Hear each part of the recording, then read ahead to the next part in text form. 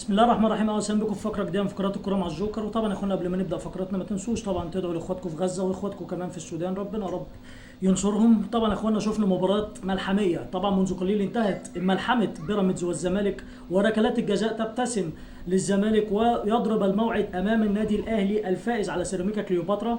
مبروك للقطبين، نهائي القطبين قمه 9 نوفمبر باذن الله تبقى 5:30. مباراه حلوه. طبعا مش هنتكلم على التحكيم دلوقتي خالص، انا عارف اللي في ناس هتقول لي اتكلم على التحكيم، لا انا مش عايز اتكلم على التحكيم. برغم ان محمود البنا النهارده كان بسم الله ما شاء الله هو ومحمد معروف زي الزفت، لكن هنتكلم على مباراه الاهلي الاول. مباراه الاهلي الاول مباراه كانت حلوه. الشوط الاول الاهلي لعب كل حاجه، لكن الدفاع وهنفضل نقول دفاع الاهلي للاسف.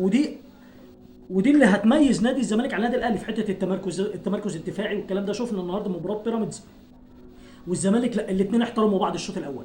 الشوط الثاني بدات المناوشات بين الاثنين، كره لايفرتون، كره للجزيري، شفنا ركلات الجزاء. طبعا يعني عواد بسم الله ما شاء الله عليه متمرس في ركلات الجزاء. شفنا حتى يعني التسع ركلات، لا ال10 ركلات او حتى اللي ضاعت من مصطفى زيكو، لا لعبها كويس والله العظيم.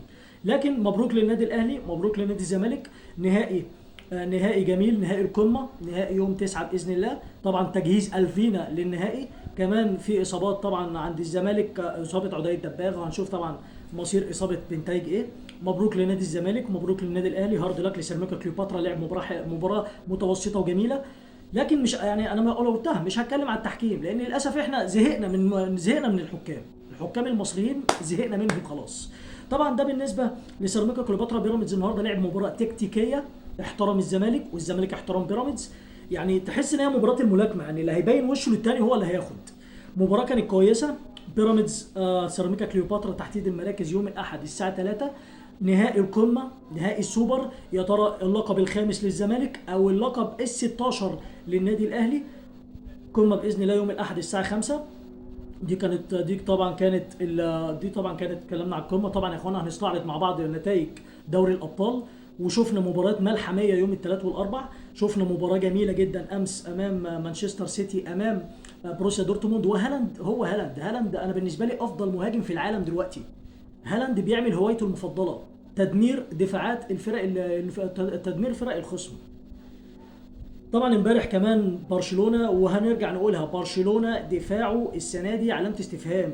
مكنه التسلل مش شغاله. هل رحيل انيجو مارتينيز مؤثر؟ هل حته الشطرنج رافينيا مؤثره؟ يعني 16 مباراه 9 مباريات في 16 هدف في دفاع برشلونه، لا حاجه غريبه. كلوب بروج امبارح لعب مباراه حلوه وكان ممكن يكسب. وطبعا برشلونه تعادل 3-3. كاراباخ ومفاجاه كاراباخ بيتعادل على ارض وسط جماهيره امام تشيلسي بهدفين لكل فريق. طبعا ريال مدريد وخساره ريال مدريد امام ليفربول بهدف وحيد. ولولا كورتوا، هرجع اقولها لاخواتي المدريديين، لولا كورتوا كان هيبقى في سكور تاريخي. كمان يا اخوانا مباراه القطوره، يعني انا بالنسبه لي مباراه القطرين. يعني عندك باريس سان جيرمان بايرن ميونخ، لا بايرن ميونخ السنه دي الصراحه فرقه ممتازه، هدفين لهدف. طبعا اصابه اللاعب المغربي اشرف حكيمي، نتمنى له يا رب الشفاء. طبعا دي كانت كل اخبارنا. نهائي القطبين يوم الاحد باذن الله. طبعا يا اخوانا يعني ما تنسوش دعمنا باللايك والشير والسبسكرايب. نختم بخير الختام والصلاه والسلام على رسولنا الكريم سيدنا محمد. اترككم في رعايه الله وامنه وحفظه. طبعا غدا يوم الجمعه باذن الله، جمعه مباركه عليكم حبايبي، ولكم منا خالص التقدير والحب والاحترام. شكرا، سلام عليكم.